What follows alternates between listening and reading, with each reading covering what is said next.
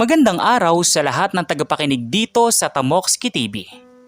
Ang kwento natin ngayon ay tungkol sa isang lalaking hinamak, tinapak-tapakan at pinalayas dahil lamang siya ay isang hamak na magsasaka. Pero ang hindi alam ng lahat, sa likod ng kanyang mga kamay na puno ng kalyo at simpleng pananamit, siya pala ang nag-iisang tagapagmana ng pinakamalaking lupain at kayamanan sa buong Maynila. Handa na ba kayong makita kung paano luluhod ang mga mapang-api sa harap ng taong minaliit nila? Bago tayo magpatuloy sa ating kwento, ay maaari po ba akong makahingi ng isang subscribe at like sa kwentong ito? At sana po ay dumating sa inyo ang napakalaking blessings. Kaya hindi ko na po patatagalin ang ating kwento at simulan na po natin. Sa gitna ng Marangyang Subdivision sa Quezon City, isang piging ang nagaganap. Karawan ni Danny ang haligi ng pamilya ni Louie.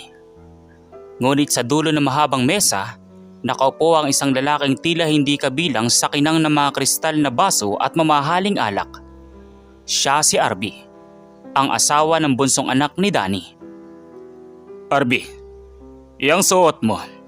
Galing ka ba sa bukid o dumaan ka lang sa handaan ko? Ang baho ng amoy ng lupa. Dumidikit sa karpet ko. Pasensya na po, Papa Danny. Galing po kasi ako sa pag-aayos ng irigasyon sa probinsya bago ako lumuwas dito. Para iabot ko ang regalo ko sa inyo po. Regalo? Ano yan, Arby? Isang sako ng bigas? O baka naman kamote? Alam mo, nakakahiya ka. Lahat ng bisita rito, mga negosyante. Ikaw, amoy kalabaw. Nagtawanan ang mga tao sa paligid. Si Arby ay nanatiling tahimik. Nakayuko pero hindi dahil sa takot kundi dahil sa pagtitimpi. Alam niya ang kailangan niya magtiis para sa kanyang asawa. Alam mo, Arby, hanggang ngayon ay hindi ko pa rin matanggap na ikaw ang pinili ng anak ko. Magsasaka. Wala kang kinabukasan. Ang Maynila ay para sa mga taong may utak at pera. Hindi para sa mga taong ang alam lang ay humawak ng araro. Papa, ang pagsasaka ay marangal na trabaho naman po. Kung wala kaming mga magsasaka, walang pagkain sa mesa nyo. Aba, sumasagot ka na. Ang lakas ng loob mong magmalinis. Tingnan mo nga yung sapatos mo, butas-butas. Pamilya kami ng mga asyendero sa syudad, Arby. Hindi kami tumatanggap ng mga hampas lupa. Tumayo si Danny at kinuha ang regalo ni Arby. Isang simpleng kahon na nakabalot sa lumang dyaryo. Binuksan niya ito at tumambad ang isang antigong relo. Ano ito? Basura. Mukhang kinakalawang na ito sa taguan mo ah. Sa galit ni Danny, itinapon niya ang relo sa loob ng aquarium sa gilid ng sala. Lumubog ang relo sa ilalim ng tubig. Kasama ang dangal ni Arby na tila nilunod din ng pamilyang iyon. Mahalaga ang relong iyan, Papa. Pamana pa yan ng lolo ko. Sabi niya, ibigay ko raw yan sa taong dapat kong igalang. Igalang? Baka ibenta namin yan sa junk shop. Ay hindi pa aabot ng 20 pesos. Umalis ka na nga rito, Arby. Nakakasira ka ng view. Hindi na nakipagtalo si Arby. Tumalikod siya at lumabas ng mansyon. Habang naglalakad sa ilalim ng ulan, kinuha niya ang kanyang lumang cellphone. May isang numerong matagal na niyang hindi tinatawagan. Lolo, handa na po ako.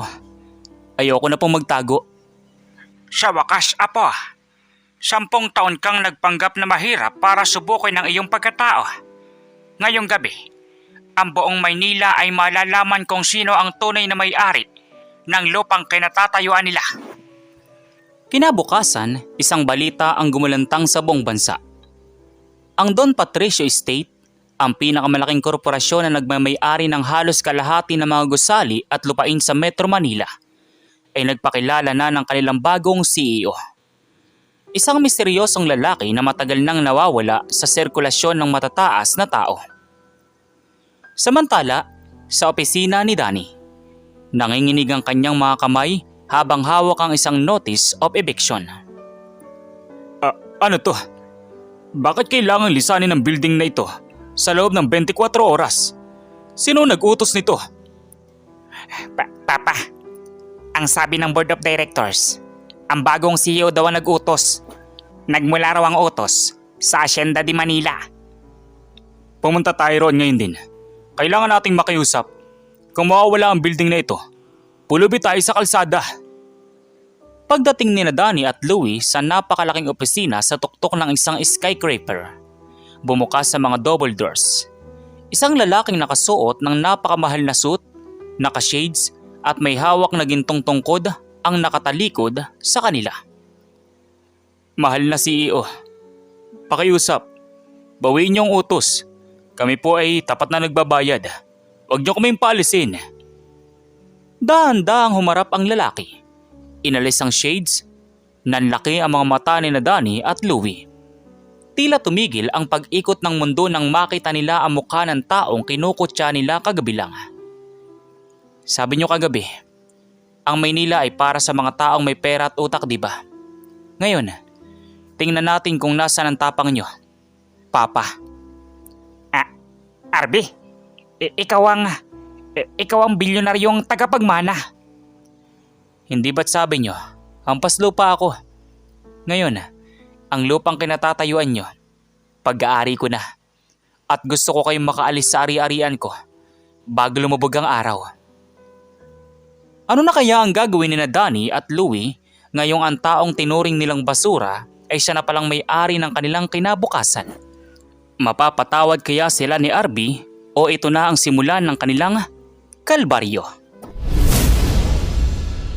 Naiwang nakatulala sina Danny at Louie sa gitna ng marayang opisina ni Arby. Ang amoy ng mamahaling pabango at ang kinang ng marmol sa paligid ay tila sumasampal sa kanilang katotohanan. Ang lalaking pinagtabuyan nila dahil sa amoy lupa nitong anyo ay ang may-ari na pala ng kumpanyang bumubuhay sa kanila. Arby, anak, anong biro ito? Hindi magandang biro ang takutin ng iyong biyanan. Alam naming nagtatampo ka dahil sa nangyari sa handaan. Pero hindi kailangang umabot sa ganito. Biro? Sa tingin niyo ba'y nagbibiro ako, Papa Danny? Ang lahat ng dokumentong hawak ninyo ay permado ng aking lolo, si Don Patricio. Siya ang tunay na may-ari ng lupang kinatitirikan ng inyong negosyo at ako ang itinalaga niyang tagapangalaga ng lahat ng ito. Hindi. Imposible. Isang magsasaka lang. Nakita kita sa bukid, Arby. Nakita kitang nagbubungkal ng lupa. Paano nga isang tulad mo ay magiging CEO ng Hacienda de Manila? Yun ang pagkakamali niyo, Louie. Masyado kayo nakatingin sa labas na anyo. Ang pagsasaka ay paraan ko para manatiling nakatapak ang paa sa lupa. Pero ang utak ko at ang dugong nananalitay sa akin ay mula sa pamilyang nagtayo ng kalahati ng lungsod na ito. Sa pagkakataong ito, bumukas ang pinto at pumasok ang isang matandang lalaki na may otoridad sa bawat takbang. Siya si Don Patricio. May problema ba rito, Arby? Sino ang mga taong ito na naglalakas loob na sumigaw sa loob ng iyong opisina?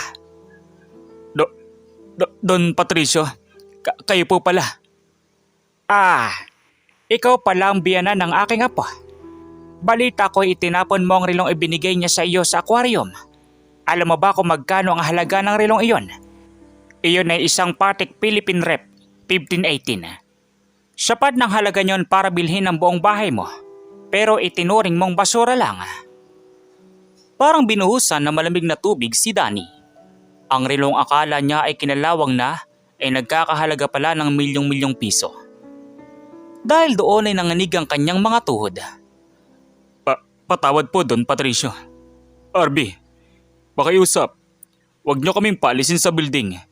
Mawawala ang lahat ng pinaghirapan namin. Pinaghirapan? O ang pinaghirapan ng asawa ko na kinuha ninyo? Alam ko kung paano niyo pinagtatrabaho ang asawa ko nang walang sahod habang kayo nagpapakasasa sa luho. Ngayon, oras na para maranasan ninyo ang pakiramdam ng walang-wala. Arby, pamilya tayo. Hindi mo pwedeng gawin ito sa amin. Anong sasabihin ng asawa mo kapag nalaman niyang sinisira mong pamilya niya? Ang asawa ko ay matagal nang nakakaalam, Louie. At siya mismo ang nagsabi sa akin na pagod na siyang makita kayo nang-aapi ng kapwa. Biglang nagring ang cellphone ni Danny. mula ito sa bangko. Ang balita, ang lahat ng kanilang assets at bank account ay pansamantalang nakaprease dahil sa isang investigasyon ng Hacienda de Manila ukol sa mga hindi nabayarang upa at utang. Arby, nagmamakaawa ako. Lulod ako sa harap mo. Bawiin mo lang ang utos. Saan kami pupunta? Sa bukid, Papa Danny. Doon sa sinasabi mong amoy lupa, ibinili ko kayo ng isang maliit na kubo sa probinsya. Doon niyo matututunan kung paano maging marangal na magsasaka. Doon niyo mararanasan ang buhay na kinukutya niyo. Hindi ako papayag. Hindi ako magiging magsasaka. Kung ayaw nyo, maaari kayo matulog sa kalsada. Security, ilabas na ang mga taong ito. Hindi sila kabilang sa antas ng aking apo. Kinaladkad ng mga gwardya sina Danny at Louie palabas ng gusali. Lahat ng mga empleyado ay nakatingin sa kanila. Ang mga taong dati ay tinitingala. Ngayon ay kinakaladkad na parang mga kriminal. Naiwan si Arby at si Don Patricio sa opisina. Lumingon si Arby sa bintana, nakatingin sa malawak na tanawin ng Maynila. Tama ang ginawa mo, apa. Ang kapangyarihan ay hindi ibinibigay para maging mayabang, kundi para itama ang mga mali. Pero mag-ingat ka, dahil ngayong alam na nila kung sino ka. Marami pang susubok na pabagsakin ka. Handa ako, Lolo. Sinimula nilang laban, pero ako ang tatapos nito. Ngunit sa gitna ng kanilang tagumpay, isang hindi inaasahang tawag ang natanggap ni Arby mula sa isang hindi kilalang numero. Akala mo ba'y tapos na ang lahat? Dahil nakuha mo ng posisyon mo, Arby. Nakalimutan mo na ba ang madilim na sikreto ng Hacienda de Manila? Ang sikretong itinatago ng lolo mo sa iyo. Dahil doon ay natigilan si Arby. Tumingin siya sa kanyang lolo na ngayon ay tila may iniiwasang tingin. Ano ang sikretong ito? At sino ang misteryosong tumatawag? Naiwan ang katahimikan sa loob ng opisina ni Arby matapos ang misteryosong tawag. Ang tinig sa kabilang linya ay tila isang multo mula sa nakaraan na ayaw siyang patahimikin. Tumingin si Arby sa kanyang lolo na si Don Patricio, na tila biglang tumanda ang itsura at hindi makatingin ng diretso sa kanya. Lolo, sino ang tumawag na yun? Anong sikretong sinasabi niya tungkol sa Hacienda de Manila? May hindi ba ako alam sa pamilya natin? Apo, sa bawat malaking imperyo, laging may mga pundasyong nakabaon sa dilim. Hindi lahat ng kayamanan natin ay nakuha sa malinis na paraan. Noong unang panahon, may mga desisyong kailangan gawin para maprotektahan ang ating lupain. Lolo, nagpanggap akong mahirap sa loob ng 10 taon dahil akala ko ay integridad ng pinahalaga natin. Ngayon, sabihin niyo sa akin ang totoo. Sino si Alas? Iyon ang pangalang lumabas sa screen ng phone ko. Nang marinig ni Don Patricio ang pangalang Alas, tila nawalan siya ng kulay sa muka. Napakapit siya sa kanyang tungkod ng maigpit. Si Alas, siya ang kapatid ng iyong ama. Ang tiyuhin mong itinuring naming patay na matapos niyang tangkaing agawin ang buong kumpanya sa marahas na paraan. Kung bumalik siya, Arby, hindi lang ang korporasyon na nanganganib, kundi ang buhay mo. Samantala, sa kabilang banda naman, sa isang lumang bodega sa labas ng lungsod, doon dinala ni Danny at Louie ang kanilang mga sarili matapos palayasin sa mansyon. Walang aircon, walang malambot na kama, tanging alikabok at init ng yero lamang. Papa, hindi ko kaya rito. Ang kati-kati ng sahig at ang daming lamok. Hindi pa pwedeng tawagan mo yung mga dati mong business partner. Tulungan nila tayo. Wala na, Louie. Lahat sila. Natatakot kay Arby. Isang salita lang niya, babagsak din ang mga negosyo nila. Sino mag-aakalang ang pinapakain natin ng tira-tirang pagkain noon? Ay siya na palang may-ari ng buhay natin ngayon. May paraan pa, Papa. Kung hindi natin makuha sa pakiusap, baka may ibang paraan. Nakatanggap ako ng mensahe mula sa isang taong gusto makipagkita sa atin. Sabi niya, pareho raw kami ng kaaway. Sino naman yun? Hindi ko alam ang pangalan, Papa. Pero ang tawag sa kanya ay Alas. Kinabukasan, sa loob ng Hacienda de Manila, abala si Arby sa pag-aayos ng mga dokumento nang biglang pumasok ang kanyang sekretarya.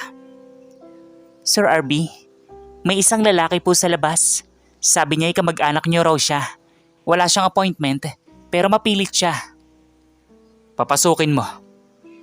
Bumukas ang pinto at pumasok ang isang lalaking nasa edad 50. Maayos ang pananamit pero may bakas ng isang malalim na sugat sa kanyang leeg. Siya si Alas. Kamusta, aking pamangkin? Napakaganda ng iyong opisina. Malayo sa putikan ng bukid na tinambayan mo ng 10 taon. Ikaw bang tumawag sa akin? Anong kailangan mo? Simple lang, Arby. Ang kalahati ng lupain ng Maynila ay sa akin dapat. Pinatapon ako ng lolo mo dahil nalaman ko ang katotohanan na ang lupang ito ay hindi binili, kundi kinuha sa dahas mula sa mga magsasakang tulad mo. Hindi ba nakakatawa? Ang tagapagtanggol ng mga magsasaka ay nagmula sa pamilya ng mga agaw ng lupa. Hindi totoo yan. Ang lolo ay isang mabuting tao. Tanungin mo siya tungkol sa Project Araro noong 1995. Tanungin mo siya kung nasaan ang mga pamilyang nakatira rito bago itinayo ang mga building na ito. Kung ayaw mong malaman ng buong mundo ang baho ng pamilya natin, ibigay mo sa akin ang perma mo para sa paglipat ng shares. Dahil doon ay naguluhan si Arby. Ang kanyang prinsipyo bilang isang magsasaka ay sumasalungat sa kanyang katayuan bilang tagapagmana. Habang nagtatalo ang kanyang isipan, biglang pumasok si Louie sa opisina kasama ang ilang mga tauhan ni Alas. Surprise, Arby! Akala mo, ikaw lang may baraha. Ngayon, kami naman ang magpapaalis sa iyo. Louie, nakikipagsabwatan ka sa taong ito. Hindi mo ba alam kung sino siya? Wala akong pakialam. Basta mabalik sa amin ang yaman namin. Kahit kanino pa ako makipag-deal. Pinalibutan ng mga bodyguard ni Alas si Arby. Si Don Patricio naman ay mabilis na tinawagan ng mga security pero mukhang huli na ang lahat. Ang building ay kontrolado na ng mga tauhan ni Alas. Pumirma ka na, Arby. O gusto mong makita kung paano namin wawasakin ang reputasyon mo at ng asawa mo sa isang iglapa? Hawak ni Arby ang ballpen. Nanginginig ang kanyang kamay. Kung peperma siya, mawawala ang lahat. Pero kung hindi, mabubunyag ang isang lihim na pwedeng sumira sa dangal ng kanyang lolo at ng asawa niyang inosente sa lahat. Hindi niyo ako kilala. Akala niyo'y pera lang ang hawak ko. Pero bilang isang magsasaka, alam ko kung paano magbunot ng masamang damo. Biglang pinatay ni Arby ang mga ilaw sa buong floor. Isang matinding tensyon ang bumalot sa dilim. Ano ang plano ni Arby? May itinatago pa ba siyang alas sa kanyang manggas? At paano makakaligtas si Don Patricio sa banta ng sarili niyang anak? Sa isang iglap, binalot ng kabit-pikit na kadiliman ang 80 palapag ng Hacienda de Manila Tower. Ang tanging liwanag ay mula sa mga poste sa kalsada na malayo sa ibaba. Nagkagulo ang mga tauhan ni Alas. Anong nangyayari? Sino nagpatay ng switch? Louie, hanapin mo ang generator. Hindi ko alam kung nasaan. Arby, lumabas ka riyan. Huwag kang magtago na parang daga. Hindi ako nagtatago, Louie. Binibigyan ko lang kayo ng pagkakataong maranasan ang dilim na ibinigay niyo sa akin nang wala akong matuluyan. Alam niyo ba, sa bukid, ang gabi ay hindi kaaway. Ang gabi ay kaibigan ng mga taong marunong makiramdam. Naririnig ni Alas sa mga yabag ni Arby, pero hindi nila ito makita. Bilang isang magsasaka na sanay magtrabaho mula sa madaling araw hanggang gabi, kabisado ni Arby ang bawat sulok ng silid kahit nakapikit. Security, barilin nyo ang kahit anong gumagalaw. Sige, subukan nyo. Pero bago nyo gawin yan, tingnan nyo ang mga cellphone nyo. Sabay-sabay na tumunog ang mga phone ng mga tauhan ni Alas. Isang notification ang lumabas. Isang bank transfer confirmation.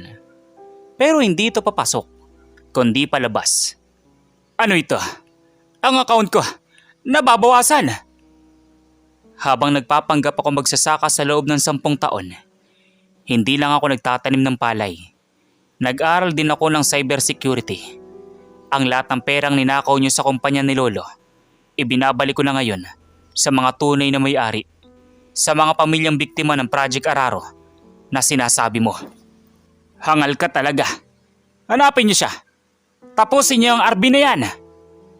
Sa gitna ng kaguluhan, isang malakas na kalabog ang narinig. Si RB ay mabilis na nakalapit kay Louie sa dilim, gamit ang isang simpleng teknik na natutunan niya sa probinsya.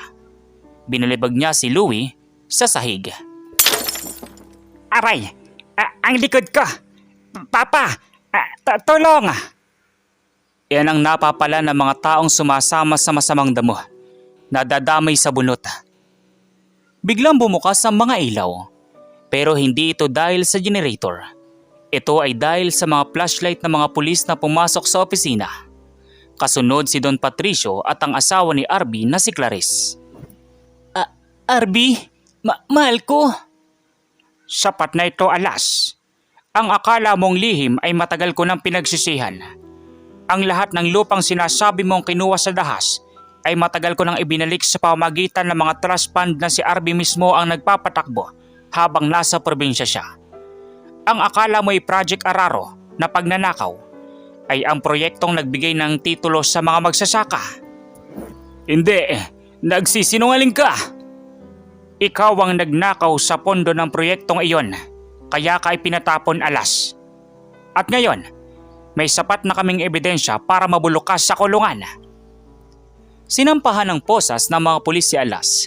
Si Danny naman, na kanina pa nakatago sa ilalim ng mesa, ay dahan-dahang lumabas. Nanginginig ang buong katawan. RB, Clarice, patawarin niyo ako. Nadala lang ako ng silaw sa pera ni Alas. Huwag niyo akong ipakulong. Papa, sapat na yung hirap na dinanas ni RB sa inyo. Hindi ka namin ipapakulong. Pero gaya ng sabi ni RB, kailangan niyo matutunan ng tunay na halaga ng paggawa. Ang desisyon ay nasa inyo, Papa. Ang kubo sa probinsya ay naghihintay. Kung gusto niyo ng pagkain, kailangan niyo magtanim. Walang utos-utos, walang hiyawan. Doon niyo makikita ang tunay na yaman na hindi nabibili ng pera. Pagkatapos ng gulo, naiwan si RB at Clarice sa balkonahe ng gusali. Nakatingin sila sa malawak na tanawin ng Maynila. Akala ko'y mawawala ka na sa akin, RB mahal. Bakit hindi mo sinabi ang totoo simula pa lang? Dahil gusto kong mahalin mo ako, hindi dahil sa apelyido ko, kundi dahil sa pagkatao ko. At ngayon, tapos na ang pagpapanggap. Pero may isang bagay pa akong kailangan gawin. Ano naman yun? Ang bawiin ng rilong itinapon ni Papa Danny sa aquarium. Hindi dahil sa presyo nito, kundi dahil iyon ang susi sa huling pinto ng Hacienda de Manila. Nagtaka si Clarice. Isang rilo. Susi. Ano ang ibig sabihin ni RB? Mukhang hindi pa tapos ang sorpresa. Ano ang misteryosong nakatago sa loob ng antigong rilong iyon? At anong bagong pagsubok ang darating sa mag-asawa ngayong booking na ang lahat? Bumalik si RB sa mansyon ni Danny.